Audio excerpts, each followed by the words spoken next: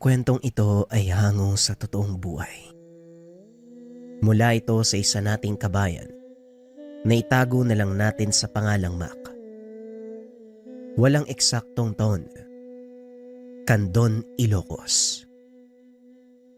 Tahimik na naglalakad ang pangkat na mga sundalo sa gubat na tila may kung anong tinutugis.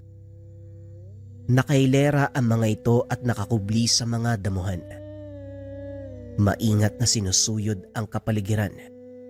Sinisigurado ang bawat hakbang. Nang bigla na lang bumulusok ang malakas na kidlat mula sa kalangitan.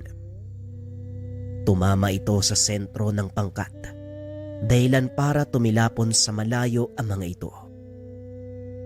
May ilang nasawi dahil napuruhan ng malakas na bultahe ng kuryente. Ngunit may ilang nakaligtas. Kabilang na dito ang binatang si Mac. 25 taong gulang. Kakapasok pa lang bilang sundalo. Bata pa lang pinangarap na nito ang propesyon dahil na din sa kanyang ama na dating kasapi ng mga rebelde. Bigla na lang itong nawala at hindi na bumalik pa. Ipinangako ng binata na siya mismo ang tutugis sa ama pagdating ng araw. Umuugong ang tenga ni Mac dahil sa lakas ng pagsabog. Hindi na rin ito maigalaw ang katawan dahil nalamog ito nang tumama sa puno ang kanyang likod. Lumalabo man ang paningin. Pinilit ng binata na tumayo ngunit ayaw makisama ng mga paa. Nakita ni Mac ang ilang kalalakihang may dalang itak. Nilalapitan ng mga ito ang mga kasamahan. Sinisiguradong wala nang mabubuhay. Napapikit na lang ng mata ang binata at tinanggap ang kapalaran. Tay, mukhang hindi ko na matutupad ang pangako ko sa'yo. Hanggang dito na lang siguro ko. Wika ng binata sa isipan. Naramdaman nito ang yapak ng paa ng mga kalaban. Idinilat ni Mac ang mga mata at akmang magsasalita. Nang bigla siyang tutukan ng itak sa leeg ng isa sa mga kalalakihan. Huwag kang gagalaw. Makakasama sa iyong pagkilos. Mga kasama, nandito na ang hinahanap natin. Pero mukhang matindi ang pinsala sa katawan nito. Pinagtulungang buhati ng mga kalalakihan si Mac. Nawalan ito ng malay, kaya hindi na namalaya ng binata kung saan siya dinala. Nagising na lang ito sa loob ng isang kubo. Nakabenda ang buong katawan. Nang magtangkang bumangon, napansin itong nakatali na ang mga kamay. Kalma lang bata, hindi ka pa pwedeng kumilos. Huwag kang mag-alala, nasa ligtas na lugar ka. Bakit niyo ako dinala dito?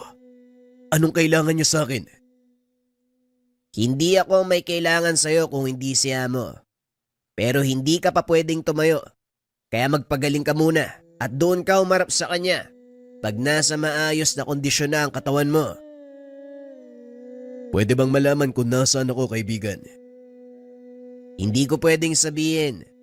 Sa ngayon mapanatag ka na walang mangyayaring masama sa'yo at hindi kami kalaban. Mga rebelde kayo. Paano mong nasabi na hindi kayo kalaban? Tinambangan niyo kami. Pinagpapapatay ang mga kasama ko. Kailangan yun para walang makaalam ng totoo naming pakay. At saka itatama ko lang yung sinabi mo. Hindi kami rebelde. Sige na, magpahinga ka na muna. Maya-maya darating na ang pagkain. Kumain ka at magpalakas dahil kakailanganin mo yun. Matapos ay lumabas ng silid ang binata. Muli namang nahiga si Mac.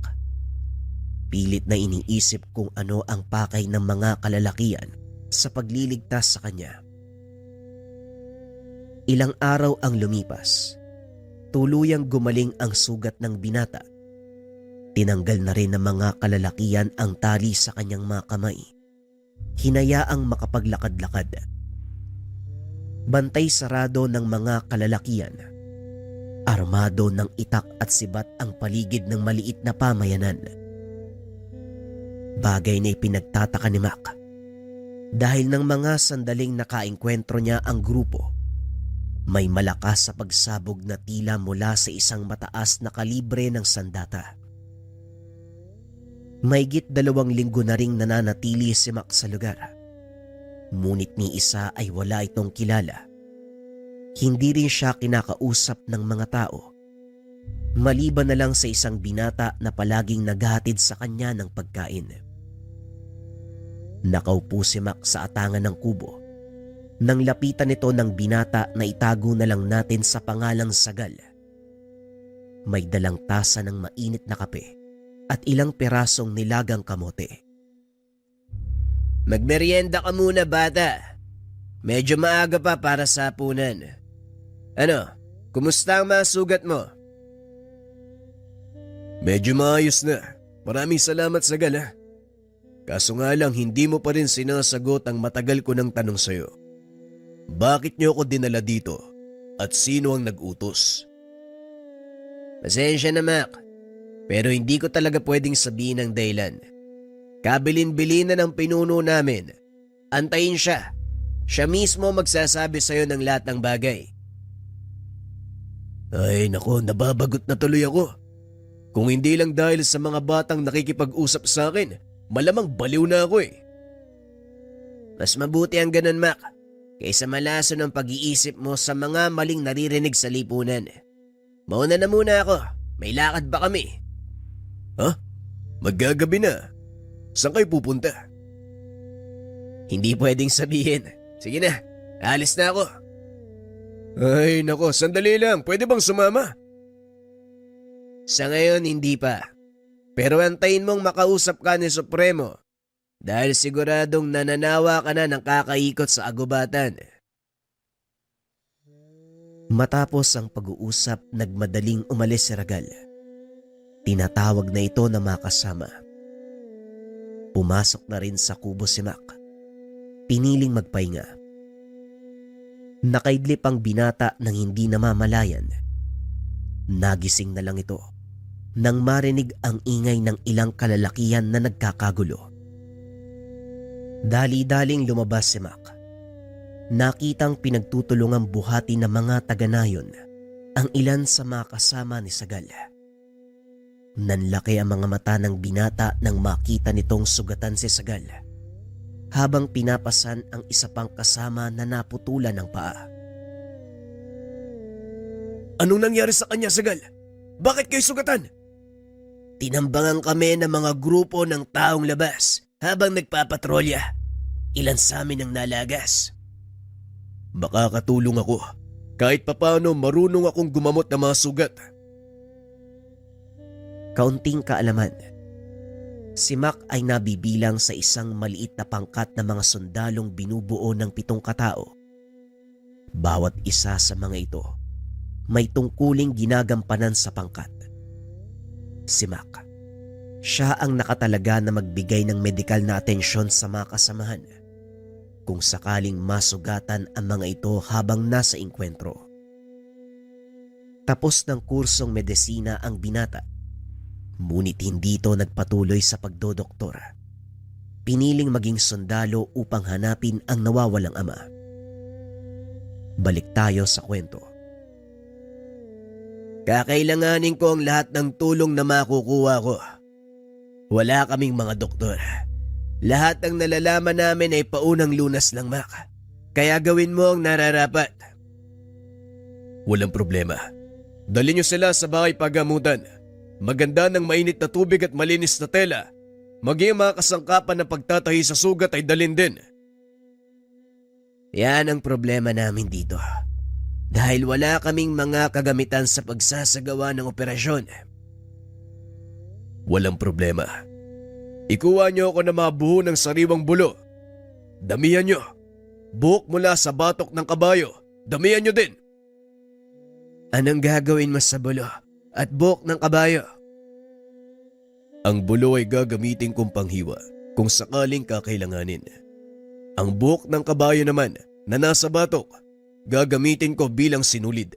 Sige na, Dali-daling kumilos ang mga tao sa baryo.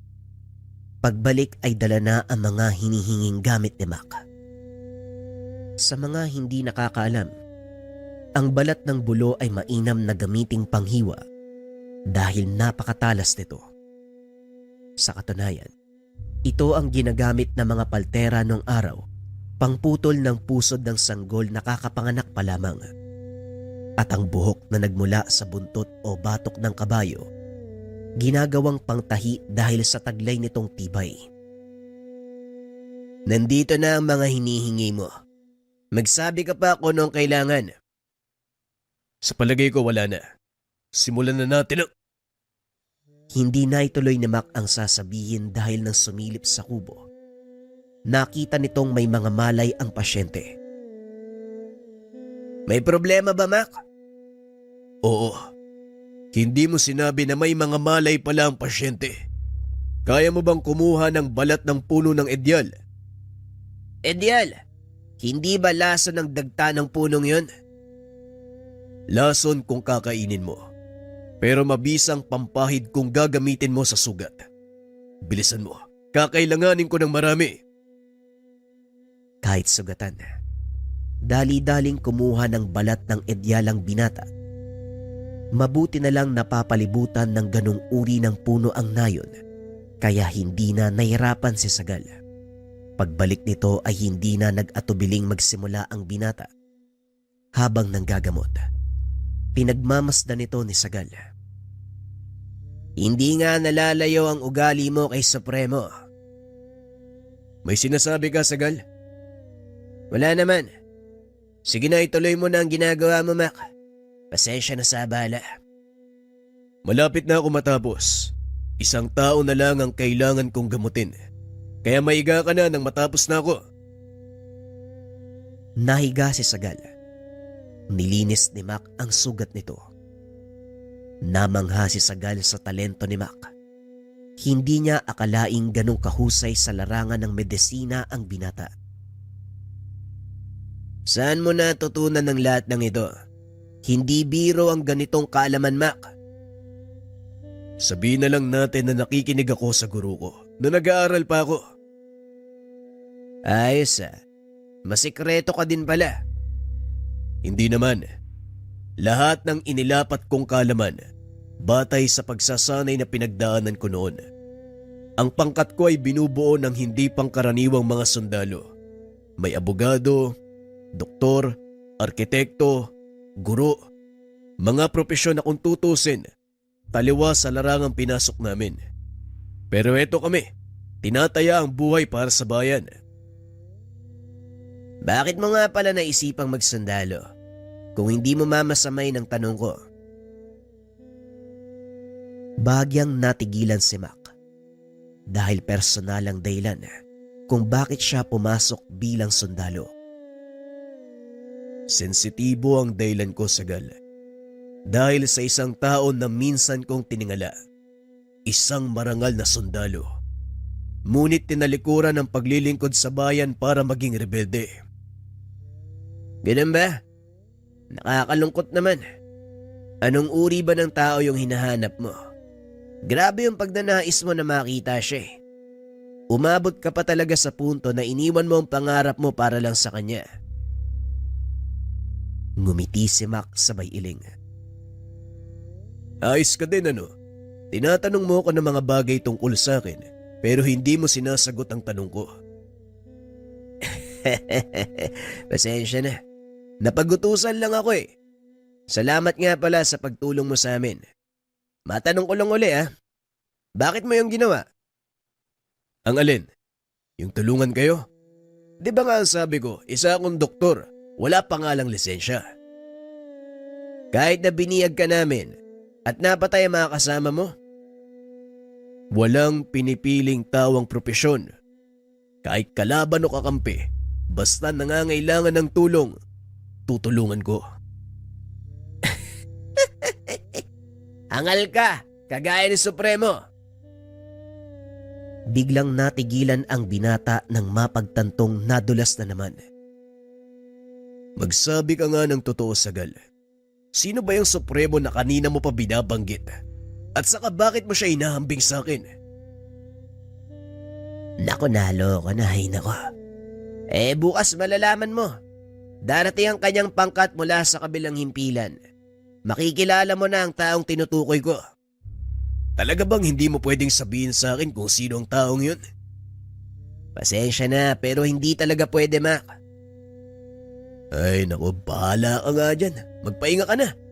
Nang bumilis maghilom yung mga sugat mo. Tumangulang si Sagal bilang tugon. Matapos ay lumabas na si Mac sa kubo. Habang naglalakad ito pabalik sa kanyang tinutuluyan, sinalubong ang binata ng ilang kalalakihang natulungan. Nagpasalamat ang mga ito. Nag-abot ng mga basket ng prutas at kung ano-anong makakain. Napangiti si Mac at nagpasalamat sa mga tao. Nang umalis ang mga ito ay nagpatuloy na si Mac sa pagpasok ng kubo. Ngunit naantala ito muli nang tawagin siya ng matandang babae. Sandali lang, iha. May gusto sana akong ibigay sa iyo bilang pasasalamat sa pagliligtas sa buhay ng aking anak. Inilahad ng matanda ang kanyang kamay. Ipinakita ang kwintas na gawa sa itim na bagay. Naku, hindi na po kailangan. Ginawa ko lang po yung nararapat. At siguro kung sino man ang anak nyo, kung ako nasa kalagayan niya, yun din ang gagawin niya. Kakaiba ang pinapakita mong kabaitan at katapangan. Nasa lugar ka ng mga taong itinuturing niyong kalaban. Ngunit nagawa mo pa rin tumulong. Kaya nararapat lang na ipagkaloob sa iyo ang kwintas na ito. Hinawakan ni Mac ang kamay ng matanda at nagsalita. Ang pagtulong ay walang pinipiling pagkakataon. Walang inaantay na kondisyon at kinikilalang kaibigan. Kaaway o kapatid, sa oras na may nangangailangan at alam kong may kakayahan akong tumulong, tutulong po ako. Pero teka, sino ba ang anak niyo? Si Sagal! Pero wag mong sasabihin na nag-usap tayo at ibinigay ko sa iyo ang kwintas na ito. Sige na, alam kong pagod ka na. Magpahinga ka na din. Sa muli maraming salamat. Matapos makipag-usap, tumuloy na ang matanda. Samantalang si Mac naman, naupo sandali sa atangan at pinagmasdan ang binigay nito. Nakasandalang binata habang nakatitig sa kalangitan. Pinagmamasdan ang mga bituin. Sumagi sa isipan ng binata ang namatay na kasamahan. Pasensya na kayo mga bok. Wala akong nagawa eh. Hindi ko na kayo natulungan. Napayak na lang ang binata dahil hindi lang basta kasama sa trabaho ang mga ito. Sa loob ng panahon sa serbisyo, namuo ang matatag na samahan. Hindi na namalaya ng binata na nakaidlip siya. Habang naglalakbay ang diwa, nagising na lang ito kinabukasan nang marinig ang boses ng mga taong nagsisigawan. Pagdilat ng mga mata, nakita niya ang pangkat ng mga kalalakian na sakay ng kabayo. Papasok ang mga ito sa nayon. Nakatakip ang mga muka. Kaya lumapit ang binata para makilala ang mga dumating. Mabuti naman at nagising ka na. Nandito na sina Supremo. Mas makakabuti kung doon ka mag-aantay sa kubo mo. Kusa naman siyang pupunta doon. Wika ni Sagal. Ngunit tumanggi si Mac. Hindi na, Sagal, mas mabuting salubungin ko siya. Nang sa ganon may pakita akong respeto. Sige, ikaw ang bahala. Sandali lang tutulungan ko sila sa ibang daladala. Nakitulong si Mac na idiskarga ang mga dalang probisyon mula sa kabilang kampo. Habang nagtatrabaho, napansin ni Sagal ang suot na kwintas ng binata. Teka, pamilyar yung suot mong kwintas Saan ang galing yan? Hindi na sana magsasalita si Mac tungkol sa kwintas. Kaso nga lang, Wala siyang ibang maisip na palusot dahil alam niyang nakita ni Sagal ang lahat ng mga gamit na meron siya at wala sa mga iyon ang kwintas. Ito ba? Binigay sa akin to ng matandang babae. Ang totoo niyan, sinabi niya sa akin na huwag kong babanggitin ang tungkol dito. Pero wala akong maisip na paraan. Sinong matandang babae? Wala namang ibang nakakatanda dito kundi ang nanay ko . Matagal na siyang patay. Natigilan si Mac sa sinabi ni Sagal. Dahil maging siya, napatunayan ang sinabi ng binata. Maaari mo bang ilarawan sa akin ang nanay mo? Matandang babae na may mga tattoo sa braso. Mahaba ang purong puti niyang buhok. May nakasabit na malong sa kanyang katawan. Yan ang karaniwan niyang suot sa tuwing lalabas ng bahay. Bakit mo naman naitanong? Hindi makapagsalita si Mac dahil tumugma sa paglalarawan ni Sagal ang babaeng nagbigay sa kanya ng kwintas. Nakipag-usap ako. Tumanggap ng regalo mula sa isang multo. Sagal, pasensya ka na. Baka isipin mong ginagawa kong biro ang tungkol sa nanay mo. Pero mukhang siya nga ang nagbigay sa akin ng kwintas. Paano mangyayari yun? Matagal nang patay yung nanay ko . 2 buwan simula nang salakayin kami ng mga tagalabasa na yun. Kaya imposible ang sinasabi mo. Ayokong ipagpilitan. Pero ito, ikaw na mismo ang magpatunay. Sigurado kong kilala mo ang nagmamay-ari niyan. Inabot ni Mac ang kwintas kay Sagal. Sinuri niya ito. Ikinagulat ng binata ang sinabi ni Sagal. Ito nga ang kwintas na nasa pangalaga ng nanay ko. Pero paanong mapupunta sa'yo? Isinama namin yan sa hukay. Lahat ng gamit na meron siya. Hindi ko rin alam. Pero sa palagay ko, multo ng nanay mong nagbigay sa akin yan. Akmang sasagot pa sana si Sagal nang biglang magsalita ang isang matandang lalaki. Hindi ako maaaring magkamali. Yan nga ang pangil ng kidlat na pagmamay-ari ni Alfonso. Inihabilin niya yan sa nanay mo, Sagal, bago pa siya tuluyang pumanaw. Napalingon ng dalawa at nakita ang isang matandang lalaki. Supremo Prudencio, maligayang pagbabalik nga po pala. Siya yung binatang pinapahanap niyo sa amin. Tinignan ng matandang nagngangalang Prudencio si Mac, na noon ay nakikipagtitigan din sa kanya. Nakuha mo ang katapangan ng iyong ama. Pero sasabihin ko sa iyo, hindi ito ang lugar para gamitin yan, bata. Ako si Prudencio, ang pinuno ng kilusan. May isang bagay lang akong gustong malaman mula sa iyo.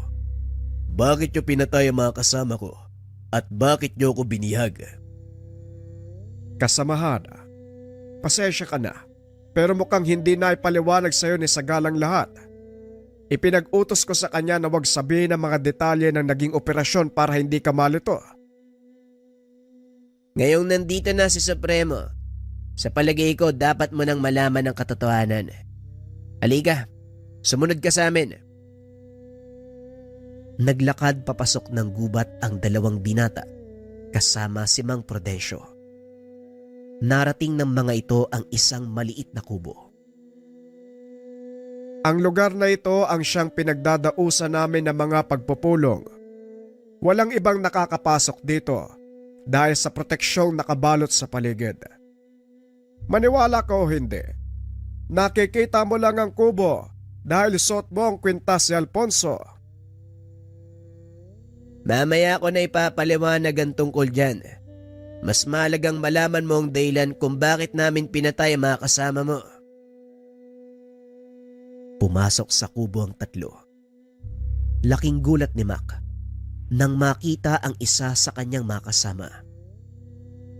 Noel, mabuti naman at buhay ka pa. Pero nakakalungkot, wala nang mga kasama natin.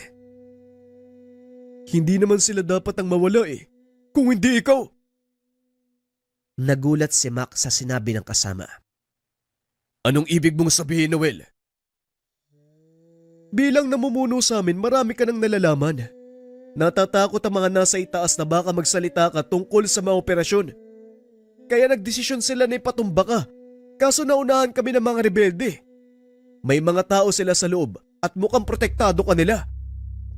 Normal na protektahan namin ang anak ni Mang Alfonso dahil malaki ang utang na loob ng samahan namin sa kanya.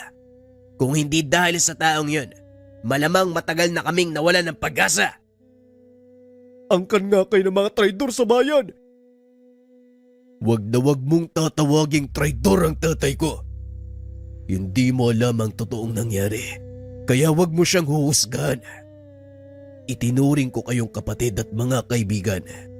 Pero hindi ko alam na kayo pala mismo ang papatay sa akin. Nakuha na rin natin ang lahat ng impormasyon sa taong ito. Mas makakabuting hindi na siya mabuhay. Sandali lang, Mang Prudencio. Pasensya na. Alam kong kayo ang pinuno ng grupong ito. Pero hihilingin ko sana na ibalato niyo sa akin ang taong yan. Kung hindi labag sa kalooban mo at sa tingin mo hindi ka uusigin ng konsensya, sige, ikaw ang tumapos sa taong yan. Hindi, Manong. Hindi ko siya papatayin. Gusto ko magpadala ng mensahe sa mga dati kong superior. Ibig sabihin, tinatalikuran mo na ang gobyernong pinaglilingkuran mo gaya ng ginawa ni Alfonso. Alam kong may dahilan si tatay kung bakit siya sumanib sa mga rebelde. At siguro ito yon. Kaya Noel, ikaw ang magsisilbing ehemplo sa mga taong nagtraidor sa tatay ko. Matapos matuklasan ang lahat, biglang nagbago ang pananaw ni Mac.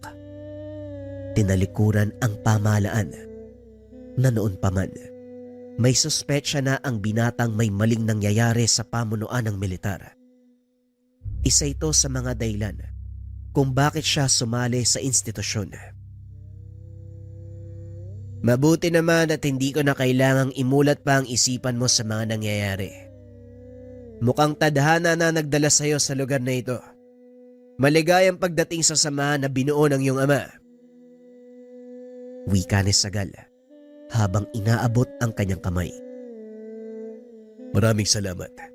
Pero paano nyo nalaman ang plano ng mga kasama ko? May mga tauhan tayo sa loob at sila ang nagtimbre sa plano laban sa iyo. Alam mo ba ang totoong dahilan kung bakit kanila papatayin? Ang sabi dahil marami akong nalalaman tungkol sa mga patagong operasyon ng mga militar. Mga patayang hindi tinatala at ibinibintang sa mga rebelde. Bahagi lang yon ng totoong dahilan, iho. Hawak ng iyong ama ang isang makapangyarihang kasulatan mula sa bansang Italia. Ito ay naglalaman ng 5 makapangyarihang salita. Mga katagang maaaring makatawag sa elemento ng kidlat at lumikha ng malaking bagyo na maaaring sumira sa sanlibutan. Natakot ang militar na gamitin ito ng iyong ama laban sa kanila. Nanlaki ang mga mata ni Mac nang marinig ang sinabi ng Supremo. Mga salita. Dahil lang doon, pinatay nila si tatay? Hindi papatay ang iyong ama. Kasalukuyan siyang nagtatago. Maging kami hindi alam ang kanyang kinaroroonan. Nagkakausap lang kami kung kailan niya nanaisin. Buhay pa si Alfonso. Pinipeke niya ang kamatayan para magawa niyang misyong nakaatang sa kanya. Ang kwintas na ito, anong kinalaman kay tatay? Ang batong nasa kwintas na yan ay pangil ng kidlat. Isa sa mga tangan na gamit ng iyong ama na naging susi para mapagana ang 5 salita. Kidlat. Sandali nga, talaga bang gising ako? Baka nananaginip ako ah. Hindi ako naniniwala sa mga sinasabi niyo. Paano mangyayari yun? Wala ngang alam si tatay tungkol sa mga sinasabi niyo eh. Tama ka. Wala ngang alam ang tatay mo pagdating sa lihim na karunungan. Ngunit nang ihabilin sa kanya ang aklat ng 5 salita, doon nagbago ang buhay ng iyong ama. Tinutukan niya ang pag-aaral ng mga salita hanggang sa makabisado niya ito at magawang gamitin. Ang totoo niyan, si Sagal ang nag-iisang estudyante ng iyong ama. Ganun pa man, malaking katanungan pa rin para sa akin kung paanong napunta sa iyo ang pangil ng kidlat. Sa pagkakalam ko, dinala ito ni nanay sa hukay. Hindi ko rin alam, Sagal. Siguro sa paglaon, mahanap natin ang mga sagot sa tanong na yan. Sa ngayon, makampante tayong walang mangyayaring masama. Bago niyo pakawala ng dati mong kasama, Mac, pag-isipan natin ang magiging plano dahil hindi lang ikaw at si Sagal ang maaaring punteryahin ng mga kalaban, maging ang buong nayon ay maaaring madamay. Matapos ang pag-uusap, dinala ni Sagal si Noel palabas ng nayon. Nakapiring ang mga mata habang naglalakad sa gubat upang hindi makita ang daanan. Mag-isang hinatid ni Mac si Noel sa bukana ng gubat. Kinausap ito ng masinsinan. Alam kong sumusunod lang kayo sa utos. At hindi ako naniniwalang magagawa sa akin ito na makasama natin. Bumalik ka sa impilan. Sabihin mo ang mga nangyari. Paniwalain mo silang namatay ako kasama ng tropa. Huwag ka masyadong magpapakampante, Mac. Hindi mo alam ang utak ng mga militar. At dahil alam mo na ang lahat, sasabihin ko sa iyo ang katotohanan. Hindi na sila ang kalaban mo. May isang tao sa likod ng lahat ng ito, Mac. Makapangyarihan siya at sa palagay ko, namamanipula niya ang utak ng ating mga superior. Alam kong malabo ng paniwalaan mo ang sinasabi ko, pero yan ang katotohanan. Gaya ng sinabi ko sa iyo, Noel, naniniwala ako na hindi niyo kayang gawin sa akin ang bagay na yon. Sige na, umalis ka na. Hindi na nagsalita pa si Noel. Dali-dali itong tumakbo. Nang makalayo na ay lumabas si Sagal sa pinagtataguan. Narinig ko ang usapan niyo. Pasensya ka na kung sumunod ako. Sinisiguro lang ni Supremo ang kaligtasan mo. Alam kong hindi ka lubusang naniniwala sa mga sinabi niya. Kaya mainam na din ang ginawa mo. Kailangan kong malaman kung sino ang taong sinasabi ni Noel. Malaki ang tiwala ko sa kanila eh. Nararamdaman kong nasa akin pa din ang katapatan niya. Sa mga susunod na araw, malalaman natin kung sino ang nasa likod nito. At kung talagang kaisa ko kayo, kailangan natin magsipaganda. Yan din ang sinabi ni Supremo. Kaya bumalik na tayo sa nayon at marami pa tayong pag-uusapan. Muling bumalik ang dalawa sa kubo ni Mang Prudencio. Ipinagpatuloy ang pag-uusap. Pinaliwanag ng matanda kung paanong nag-umpisa ang lahat. Gaya mo, Mac, isa ding matapat na alagad ng batas ang iyong ama. Walang pagdadalawang isip itong sumusunod sa utos ng mga nakakataas. At ito ang dahilan kung bakit siya kamuntikang mapahamak. Tuluyang nagbago ang pananaw. Sabihin na lang natin na ang kaganapang ito ang siyang nakapagpamulat sa tatay mo. Yan nga din po ang ipinagtataka ko. Kabataan ko pa lang po, bukang bibig na ni nanay kung gaano katapat si tatay sa tungkulin.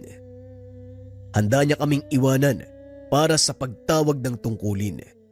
Kaya nagtataka ako kung bakit siya babaliktad at papanig sa mga kalaban. Hindi lang basta pumanig, Mac. Siya ang nagtatag ng samahang ito upang pangalagaan ang aklat ng 5 salita. Kanino ko pa naririnig ang aklat ng 5 salita, Manong? Maaari mo bang sabihin sa akin ang totoong nilalaman ng aklat? Bakit gano'n na lang ang pag-iingat ni tatay? Ang aklat ng 5 salita ay bahagi ng banal na kasulatan. Ito ay tinatago sa lahat. Kung alam mo ang kasaysayan ng Biblia, malalaman mo ang mga aklat na nakapaloob dito. Lumang tipan at bagong tipan. Ang mga aklat na tinanggal ay ang aklat ni Enoch. Yon ang alam nating lahat. Ngunit higit sa isang aklat ang pinagbawal na makita ng karamihan. Ito ay ang awit ni Jeremias, nakilala sa atin bilang Awit sa Hangin at ang Aklat ng Limang Salita. Pagpapaliwanag ng matanda. Katoliko ang binata. Hindi lingid sa kanya ang tungkol sa Biblia. Namamangha at naguguluhan si Mac. Kaya hindi ito nagsalita. Hinayaan nitong ituloy ni Mang Prudencio ang kwento. Dagdag pa ni Mang Prudencio, ang Aklat ng Limang Salita ay naglalaman ng mga kasulatan ng isang propeta na hindi nabanggit ang pangalan. Itinala nito ang mga salita ng arkanghel na si Metatron habang tinatawag ang makapangyarihang elemento ng kidlat. 5 pahinang naglalaman ng 5 makapangyarihang salita. Napapaloob din dito ang susi para mapagana ang orasyon.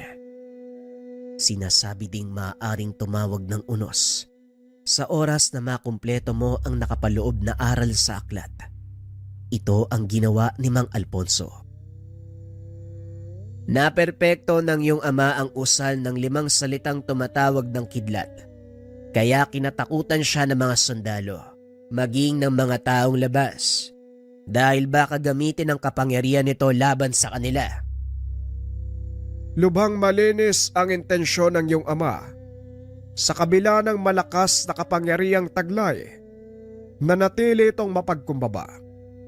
Ngunit nalaman ito ng mga taong sakim sa kapangyarihan. Hinangad nilang makuha ang kasulatan ng iyong ama. Ito ang dahilan ng kamuntikan niyang pagkamatay. Pero paanong napunta kay tatay ang kasulatan? Hindi ba sinabi niyo, tinago ito? Nagkaroon ng operasyon sa kabundukan. Mga ilegal na minero ang kanilang pinunterya dahil may mga natuklasang deposito ng ginto sa kabundukan. Hindi kalayuan sa kinaroroonan natin. Lingid sa kalaman ng mga ito na doon itinago ang aklat ng 5 salita. Nagawa nilang pigilan ng mga minero at para masigurong walang naiwan sa loob, tinignan nito ng iyong ama. Doon nakita ang isang tabletang gawa sa tanso. Nakasulat sa mga ito ang hindi maunawa ang salita. Itinago yun ni Alfonso sa pagnanais na malaman kung ano ang nilalaman. Dinala ito sa isang eksperto. Dagdag pa nito, ang nilalaman ng aklat ay mga orasyon o panalangin ginagamit upang tumawag ng kidlat. Isinalin niya ito sa literaturang mababasa ni Alfonso. Hindi ito pinaalam ng Ginoo dahil gusto niyang pag-aralan ang kasulatan. Hindi namamalayang unti-unti niyang nakakabisado ang mga orasyon. Isang araw aksidente itong nakatawag ng kidlat na tumupok sa halos kalahati ng kanilang kampo. Dito napagtanto ni Alfonso na hindi biro ang taglay na kapangyarihan ng kasulatan. Kaya ang ginawa ng iyong ama, itinago niya ito. Ngunit gaya ng lahat ng lihim, hindi nagtagal ay nalaman ng mga kasamahan ng tungkol sa kasulatan. Ito ay nang minsang salakayin ng kanilang himpilan ng mga tagalabas. Wala nang pagpipilian si Alfonso ng mga sandaling iyon, kaya ginamit niya ang orasyon para iligtas sa tiyak na kamatayan ng mga kasamahan. Wika namang Prudencio.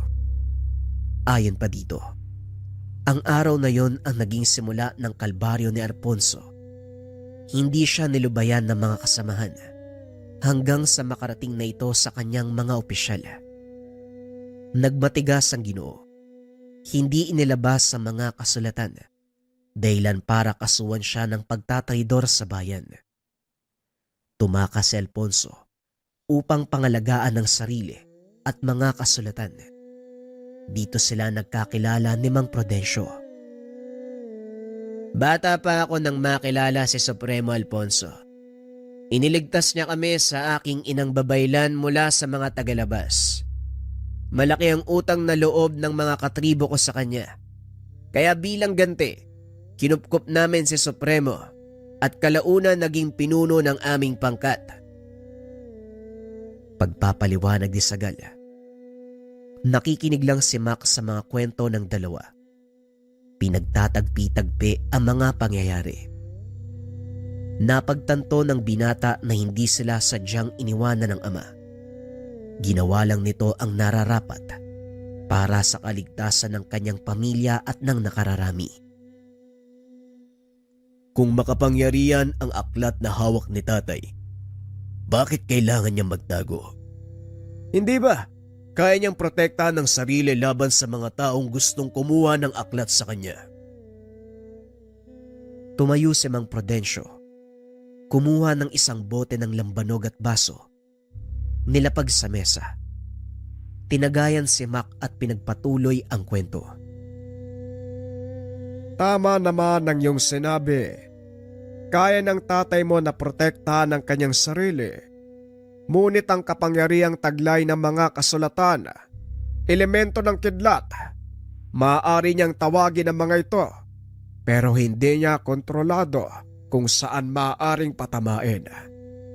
Kaya mas pinili niyang lumayo kaysa marami ang madamay kung sakaling gamitin niya ito. Hindi ba sinabi niyo sa akin na naging mag-aaral ni tatay si Sagal? Kung ganun, may natutunan ka rin mula sa kanya. Tumpak, naalala mo ba ang malakas sa pagsabog bago ka namin matagpuan? Oo, nagtataka nga ako eh. Nilibot ko ang buong nayon, pero wala akong nakitang anumang bomba o armas na maaaring magdulot ng ganong kalakas sa pagsabog. Yon ang kapangyarihang taglay ng kasulatan, Mac, na siyang ikinakatakot ng iyong ama na mapunta sa maling kamay. Ngayong malinaw na sa iyo ang lahat, ano ang desisyon mo? Hindi na ako maaaring bumalik sa pagiging sundalo. Dahil sa mga oras na ito, malamang alam na ng mga superior ko ang nangyari. At iisipin nilang patay na ako. Mas makakabuting manatili muna ako dito. Hanapin si tatay para mas malinawan at matulungan ko sa kanyang adikain. Kung yan ang iyong desisyon, hindi ako tututol. Sa kabila ng lahat, tatay mo pa rin ang dahilan kung bakit nabuo ang nayong ito. Sige na, malalim na ang gabi. Alam kong pagod tayong lahat kaya magpahinga na kayo. Matapos ang pag-uusap, iniwan ni Sagal at Mac si Mang Prudencio. Lingid sa kalaman ng dalawang binata na naroon lang din sa lugar si Mang Alfonso. Matagal na panahon kaming hindi nagkita ni Mac. Tignan mo siya ngayon, Prudencio. Matipuno kagaya ng kanyang ama. Kahit kailan talaga, basta-basta ka nalang sumusulpot. Paano kung bumalik yung dalawang yon? Anong gagawin mo? Kumalma ka, kaibigan. Hindi na babalik ang mga yon. Pero salamat sa pagpapaliwanag ng lahat.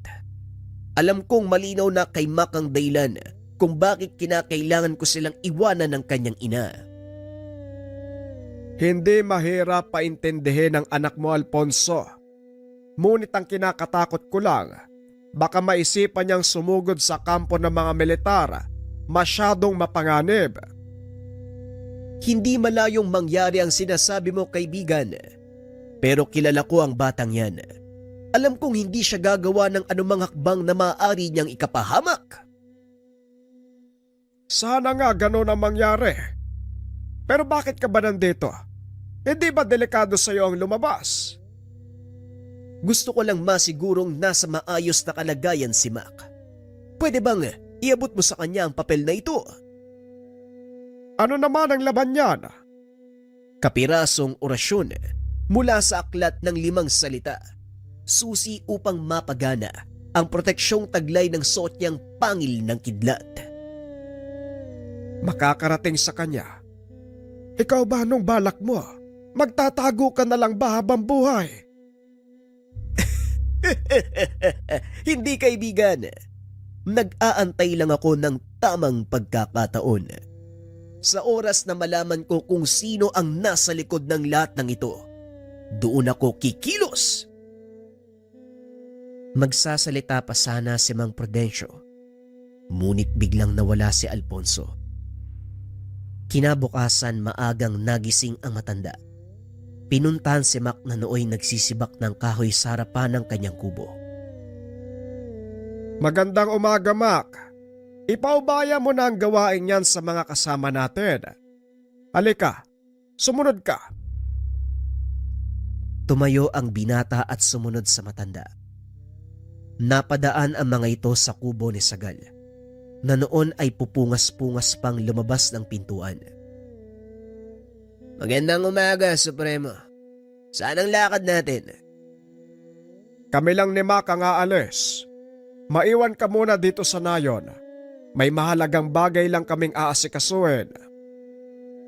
Maliwanag, Supremo. Mag-iingat po kayo. Nagpatuloy ang dalawa sa paglalakad. Nagtaka si Mac dahil pumasok ang mga ito sa kagubatan kung saan naroon ang kubo na pinagkanlungan nila kay Noel. Anong ginagawa natin dito, Manong? Hindi ba dito nyo kinulong si Noel? May ipapakita ko sa iyo na hindi kailangang malaman ng karamihan. Eto, tanggapin mo. Basahin ang nilalaman ng papel na yan. Inabot ng matanda ang kaperasong papel na ibinigay ni Mang Alfonso. Nagulat ang binata. Kilala niya ang sulat kamay na iyon. Sulat kamay ito ni tatay. Anong ibig sabihin ng nakasulat dito? Yan ay mga orasyon upang mapagana ang proteksyong dala ng suot mong pangilang kidlat. Kapirasong kaalaman mula sa iyong ama. Pakaingatan mo ito, Mac, dahil malaki ang maitutulong nito sa iyo. Pero kaakibat ng malakas na kakayahang taglay ng pangil na yan, malaking responsibilidad. Alam ko po, Manong. Pero paano ko mapapagana ang dasal? Wala nga akong alam sa mga ganitong bagay. Maging ang tatay mo ay walang alam tungkol sa aklat ng 5 salita, pero nagawa niya itong gamitin. Patunayan mong anak ka ni Alfonso. Maiwan na muna kita dito. Huwag kang babalik ng nayon hanggat hindi mo natututunang pagganahin ng mga orasyon. Napakamot na lang ng ulo ang binata dahil wala siyang alam kung ano ang gagawin at saan magsisimula. Naupo si Mac sa atangan ng kubo. Pinag-aralang mabuti ang mga nakasulat sa papel. Hango ito sa salitang Latin, kaya medyo nahirapan ang binatang magbigkas. Ngunit kalaunan, nagawa niya itong basahin ng maayos. Maging ang pagkakasunod ng mga salita ay nagawang iayos. Hawak-hawak ni Mac ang pangil ng kidlat. Nang banggitin niya ng maayos ang mga salita, biglang kumislap ang kwintas. Nagulat ang binata at hinagis niya ito, dahilan para tumama sa bato at lumikha ng malaking pagsabog. Anak ng tipaklong! Anong nangyari? Bakit sumabog? Samantala, dinig sa nayon ang pagsabog kaya nataranta ang mga tao. Saan ang galing ang pagsabog na yun, Supremo? Nasaan si Mac? Huwag kang mag-alala. Walang masamang nangyayari. Maya-maya lang, nandito na ang binatang yon. Ilang sandali ang lumipas. Nakita ni Sagal si Mac na naglalakad papasok ng nayon. Punong-puno ng alikabok ang damit nito at parang dinaanan ng bagyo ang buhok. Anong nangyari sa'yo? Bakit parang galing ka sa hukay? Mahabang kwento, pero may maganda akong balita, Mang Prudencio. Kung ano man ang balitang yon, wag mo nang sabihin. Alam ko na yan. Mabuti naman na tanda ka na. Sumunod kayo ni Sagal sa akin. Pumasok ang tatlo sa kubo ng matanda. Nakita ni Mac na seryoso ang mukha nito. Maya-maya ay lumitaw mula sa sulok ang isang lalaking nakatalukbong. Sinong taong yan, Supremo? Siya ang tao natin na nasa kampo ng mga militar. Kinumpirma niya kung sino ang may pakana ng lahat. Naghahangad na makuha ang aklat ng 5 salita mula sa iyong ama, Mac. Hindi na ako magpapakilala, pasensya na. Pinangangalagaan ko lang ang kaligtasan ng aking pamilya. Nakasaad sa sulat na ito ang binigay ko kay Supremo. Ang pagkakakilanlan ng totoo nating kalaban. Kalakip din ito ang mga impormasyon at mapa ng kinaroroonan nila. Positibong naroon ang taong yan, kaya kumilos na kayo hanggat maaga. Maaaring lumipat sila ng lokasyon. Anong plano, Supremo? Ano pa nga ba? Kailangan na nating kumilos. Mac, handa ka na bang sagupain ng totoo mong kalaban? Hindi ako sigurado, pero nandito na tayo. Mabuti kung ganon. Iipunin ko ang mga kasama natin. Magpaplano ng pagsalakay sa lalong madaling panahon. Kailangan ng wakasan ang kaguluhang ito. Masyado ng maraming nadadamay. Matapos maibigay ang impormasyon, mabilis na umalis ang lalaki. Hindi na nagtanong pa si Mac. Dahil nauunawaan nitong mapanganib kung malaman ng karamihan ang pagkatao nito. Pagsapit ng hapon, nang masigurong handa na ang lahat, nagsimula ng kumilos sina Sagal. Kasama si Mac nagpaiwan sa nayon si Mang Prudencio. May inaantay itong dumating, ilang kasamahan mula sa kabilang nayon. Huwag kang mag-alala, biyasa sa pagtugis sa mga kasama ko. Mga maangaso sila, mula sa tribo sinanay sila mula pagkabata para sa ganitong trabaho. Mas mabuti kung ganun. Dahil kakailanganin kong kagaya nila sa misyon natin. Kailangan nating marating ang kinaroroonan ng kalaban bago pa man nila malaman na naroon na tayo. Pag-uusap ng dalawa. Sinundan nila ang direksyon na binigay ng espiya. Narating ang isang maliit na pamayanan. Napapaligiran ito ng mataas na bakod na gawa sa kawayan. Sa pasukan, may mga nagbabantay na armadong kalalakihan.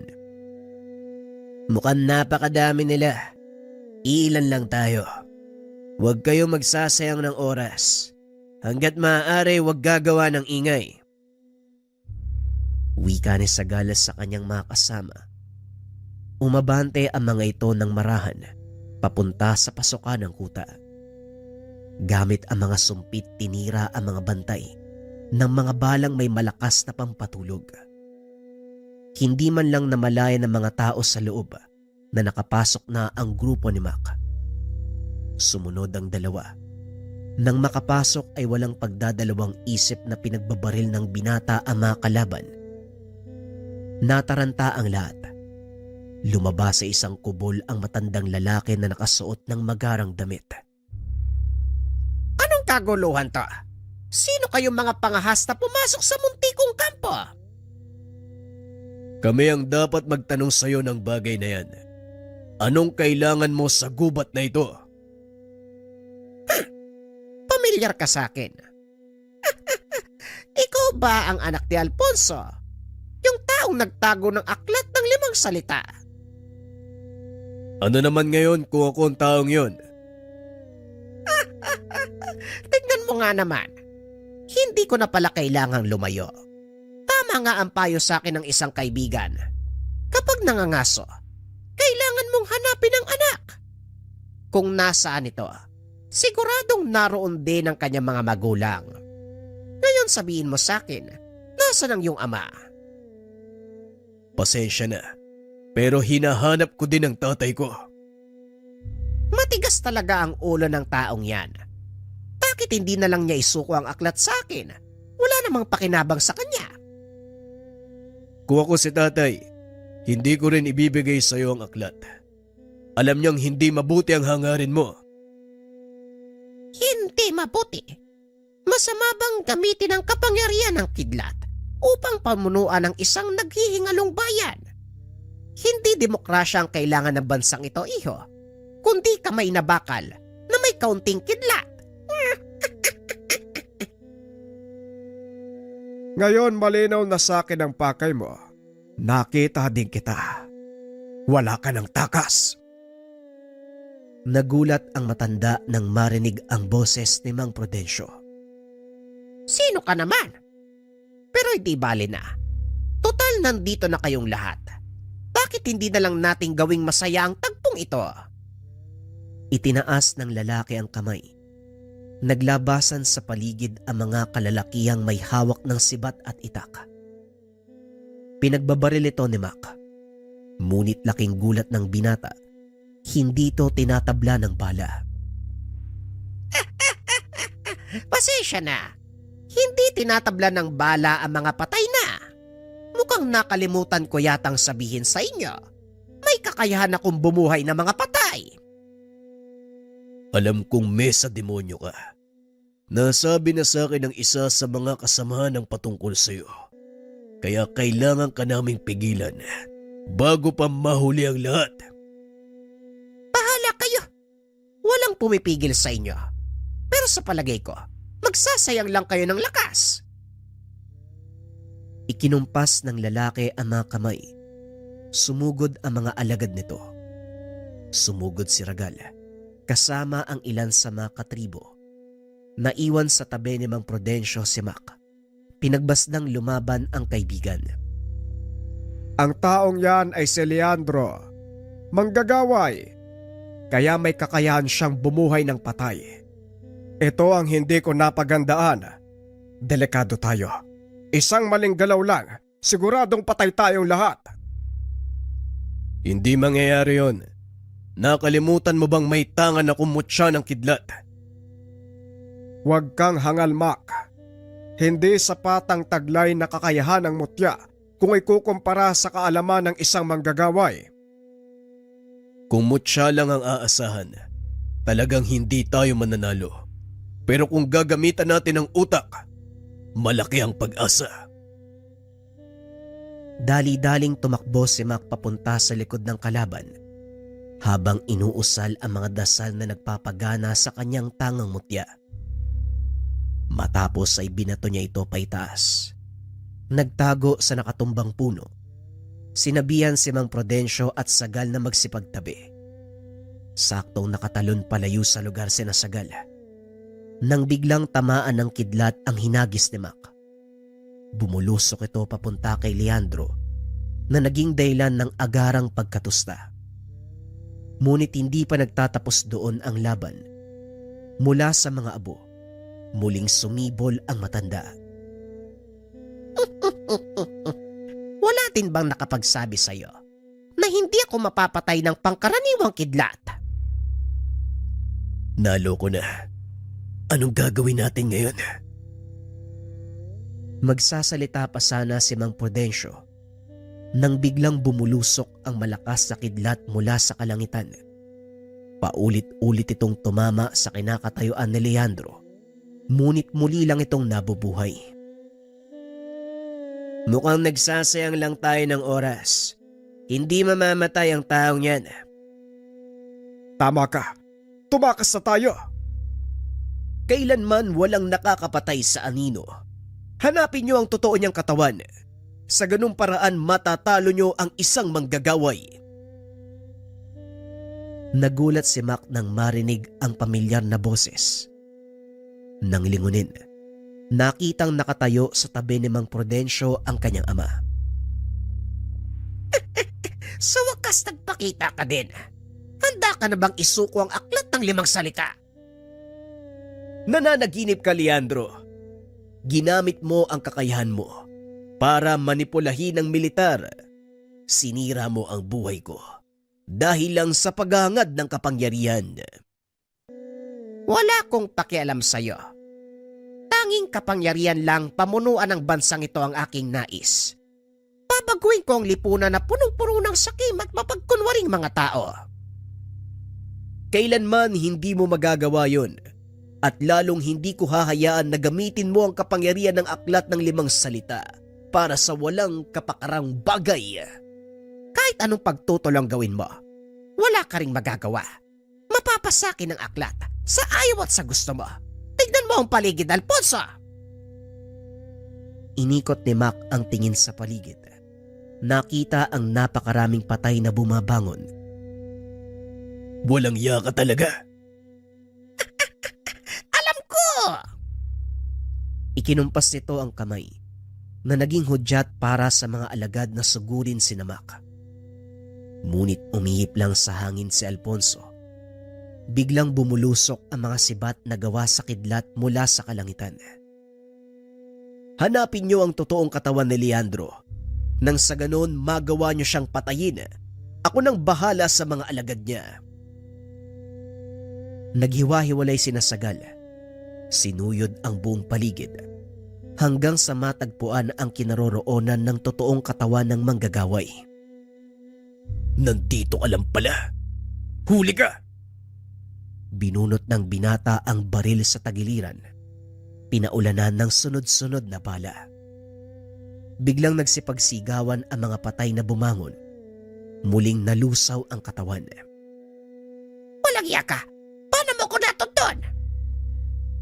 Simple lang. Walang ibang punong nakapaligid sa lugar na ito, kundi mga sibukaw. Nakita ko nag-iisang puno ng balete at alam kong hindi yun pangkaraniwan. Matalino ka. Pero malaking pagkakamali ang pagpapakita mo sa akin. Muling itinaas ni Leandro ang kamay. Kinumpas. Nang biglang itulak ni Sagal si Mac. Isang malakas na kidlat ang tumama sa manggagaway na naging dahilan ng agarang kamatayan. Unti-unting bumalik sa dati ang paligid. Maging ang munting nayon ay nawala. Ilusyon lang pala ang lahat. Mabuti na lang at napansin ko ang punong yun. Mana ka nga sa iyong ama. Mahusay ka, Mac. Magaling ang ginawa mo. Masaya ko't nagkita tayong muli. Malaki ang pagkukulang ko sa inyo. Hayaan mo sana ako makabawi. Hindi kailangan, Tay. Naiintindihan ko ang tawag ng tungkulin. Siguradong mauunawaan ni Nanay kung bakit mo kami iniwan. Tapos na ang misyon ko. Oras na para umuwi. Matapos ang kaganapan, bumalik sa himpilan si Mac at Alfonso para linisin ang kanilang pangalan. Gaya ng inakala, nasa ilalim nga ng pag-uutos ang mga opisyal, kaya pinag-utos ng mga ito ang kamatayan ni Mac. Nagawang makabalik sa serbisyo ng binata, samantalang ang ama ay nagretiro, muling bumalik sa kabundukan para doon manirahan. Sa pagkakataong iyon kasama ang ina ni Mac. Ipinagpatuloy din ng binata ang pagiging doktor. Naging masaya si Alfonso dahil sa wakas. Muli siyang nakabalik sa piling ng pamilya. Samantalang si Mac naman, paminsan-minsan bumibisita sa nayon ni Mang Prudencio para magdala ng mga gamot at pagkain. Naging bahagi na ng buhay ni Mac ang mga tao sa nayon, lalo na ang kwentong napapaloob dito. Hindi makakalimutan ng binata ang mga nangyari nang minsang malaman niya na ang kanyang ama ang siyang nangangalaga sa aklat ng 5 salita upang matawag ang kidlat.